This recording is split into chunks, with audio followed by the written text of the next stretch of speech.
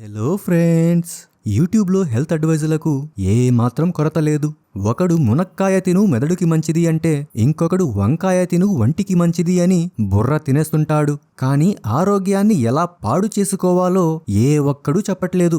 ఇది చాలా తప్పు. అసలే ఇది పోటీ ప్రపంచం. పక్కింటి శర్మగారి అబ్బాయికి మనకంటే ముందే హెల్త్ ప్రాబ్లం వస్తే మన పరువు ఏమైపోవాలి? అందుకే ఆ బాధ్యతను నేను తీసుకున్నాను. ఏ మాత్రం ఆలస్యం చేయకుండా చాలా ఎఫిషియెంట్గా అతి తక్కువ కాలంలో క్యాన్సర్ ఎలా తెచ్చుకోవాలో చెప్తాను. నోట్ చేసుకో. పొద్దున్నే లేవగానే ప్లాస్టిక్ కప్పులో వేడి వేడి టీ తాగడం అనేది ఒక కళ.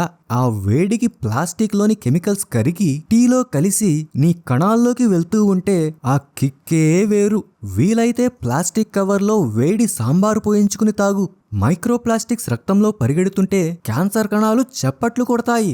ఒకసారి వాడిన నూనెను పారేయడం అనేది పాపం. ఆ నూనె నల్లగా తారులా మారే వరకు అందులోనే బజ్జీలు పునుగులు వేయించుకుని తినాలి. ఆ ట్రాన్స్ ఫ్యాట్స్, కార్సినోజన్స్ శరీరంలోకి వెళ్లి ఒక కొత్త లోకాన్ని సృష్టిస్తాయి. మనకు ఆవకాయ అంటే ప్రాణం. కానీ ఇంట్లో చేసుకునే పచ్చడి కంటే బయట దొరికే రంగులు కలిపిన ప్రిజర్వేటివ్స్ దట్టించిన పచ్చళ్లను ఎంచుకో. ఉప్పు ఎంత ఎక్కువ తింటే కణాలు అంత త్వరగా మ్యూటేట్ అవుతాయి. నువ్వు పొరపాటున వ్యాయామం చేస్తే శరీరం రోగ నిరోధక శక్తిని పెంచుకుంటుంది.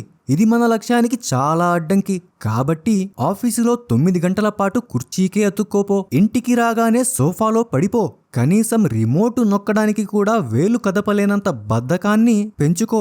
సెడెంటరీ లైఫ్ స్టైల్ అనేది క్యాన్సర్కు ఇచ్చే రెడ్ కార్పెట్ వెల్కమ్ లాంటిది. రాత్రి 2 గంటల వరకు ఫోన్లో వెబ్ సిరీస్ చూడడం అలవాటు చేసుకో. శరీరానికి రిపేరు చేసుకునేంత సమయం అస్సలివ్వద్దు.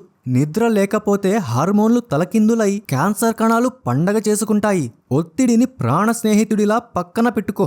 ఎలా అంటావా? నీ పక్కింటి వాడికి నీకంటే పెద్ద కారు ఉందా?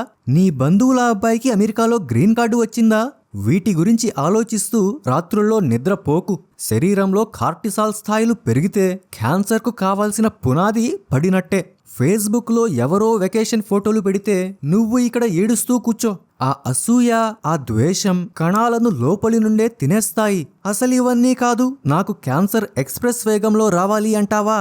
అయితే నీకు కొన్ని అలవాట్లు చెప్తాను, తప్పనిసరిగా పాటించు. సిగరెట్ తాగడం పాత పద్ధతి, చాలా మంది చేసేదే. సో ఖైనీ, గుట్కా, పాన్ మసాలా వంటివి వాడు. నోటి క్యాన్సర్ ఖచ్చితంగా వస్తుంది. ఆ ఎర్రటి ఉమ్ముతో గోడలను మాత్రమే కాదు, నీ జీవితాన్ని కూడా రంగులమయం చేసుకోవచ్చు రక్తంతో. పార్టీ అంటే మందు ఉండాల్సిందే. కానీ నువ్వు పార్టీ కోసం తాగకు, కిక్కు కోసం తాగు. బాటిల్ కోసమే బతుకు. లివర్ క్యాన్సర్ రావాలంటే ఇది చాలా సులభమైన మార్గం. హైదరాబాద్ లాంటి నగరంలో ఉంటూ స్వచ్ఛమైన గాలి కోసం వెతకడం మూర్ఖత్వం. సో ట్రాఫిక్లో మాస్క్ లేకుండా తిరుగు.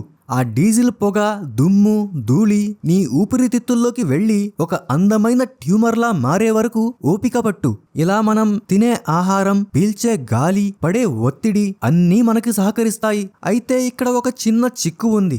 ఒకవేళ నువ్వు పొరపాటున నేను చెప్పినవేవి చేయకుండా తాజా కూరగాయలు తింటే, రోజూ కాసేపు నడిస్తే, మంచిగా నిద్రపోతే, ఒత్తిడి తగ్గించుకుని ప్రశాంతంగా ఉంటే అప్పుడు నీకు క్యాన్సర్ రావడం కష్టమవుతుంది. నీ జీవితం ఆరోగ్యంగా, ఆనందంగా సాగిపోతుంది. అప్పుడు నువ్వు శర్మగారి అబ్బాయి కంటే ఎక్కువ కాలం బతికేసే ప్రమాదం ఉంది. సో నీకు ఆయాసం కావాలా లేక ఆరోగ్యం కావాలా? నిర్ణయం నీదే. ఈ రోజుటికి ఇంతే. మళ్ళీ కలుద్దాం. అప్పటిదాకా ఈ వీడియో చూడు, బాగుంటుంది.